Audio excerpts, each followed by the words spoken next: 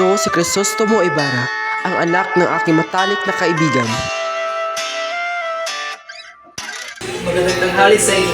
Ako si Juan Crisostomo Ibarra Way Gonzales, mas kilala bilang Crisostomo Ibarra, yung aking pagbabalik bayan mula sa 7 taon na pag-aaral sa Europa.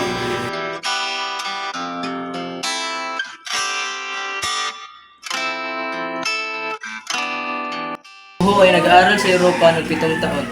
Isa sa natutunan ko ay iba't ibang uri ng mga lengguwahe. Paparusahan na ang lahat.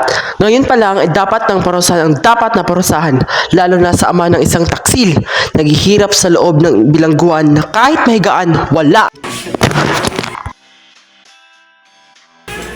Sumusobra ka na! Huwag kayong lumapit kung ayaw madamay!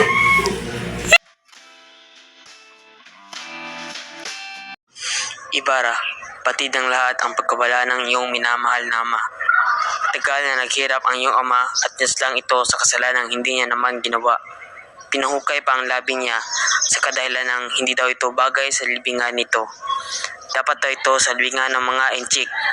Ngunit nang dinadala nila ito, nakataong umulan at hindi kinaya ng mga supelterero ang bigat ng kabaong at ng tubig ulan. Kaya ang bangkay ay napatianod na lamang sa lawa.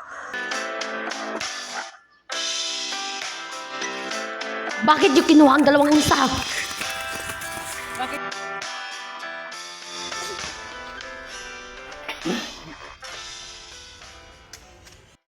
Christine!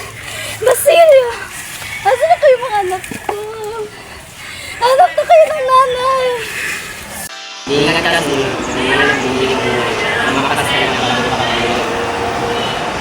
Si Ibarra!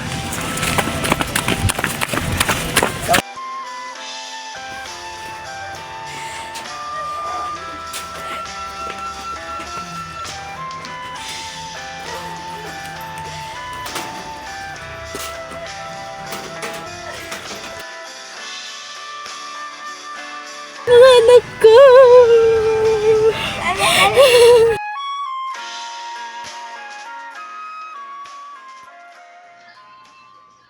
Mamamatay akong hindi nakikita ang pagbubukang liwayway ng bayang aking minamahal.